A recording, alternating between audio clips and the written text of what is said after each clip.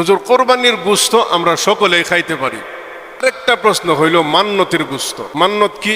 আপনার যে কোনো একটা বিপদ আপদের জন্য অথবা একটা ইচ্ছা আশা হাসিলের জন্য আপনি কোনো কিছু মানছেন, আর এই মানাটা হইতে হবে নবীর সুন্নত অনুযায়ী। এই মান্যতটা হতে হবে নবীজির সুন্নত অনুযায়ী। মান্যতের যেই সমস্ত খাত জায়গা, মান্যতটা আপনি কোথায় দিবেন, কোন জায়গার জন্য মান্যত করবেন, এটাও ইসলাম নির্ধারণ করে দিছে।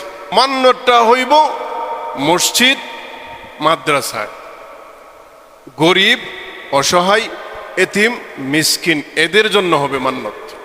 মান্যতটা হবে মসজিদের জন্য আপনি 10,000 টাকা মানছেন, এটা মান্যত। আপনি মাদ্রাসার জন্য 20 খান কোরআন শরীফ মানছেন, এটা মান্যত। আপনি গরিব অসহায় 10 জন ছাত্রকে 10টা পাঞ্জাবি বানিয়ে দিবেন, এটা মান্যত।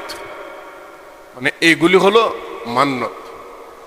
একটা খাসি মানছেন, কিন্তু এটাও মানতে হবে মসজিদ অথবা মাদ্রাসায় অথবা এতিম মিসকিনের জন্য। অন্য কোথাও মান্যত করা ইসলামের দৃষ্টিতে জায়েজ না, যে কোনো কাজই হোক। কারণ মান্যত সবাই খায় না।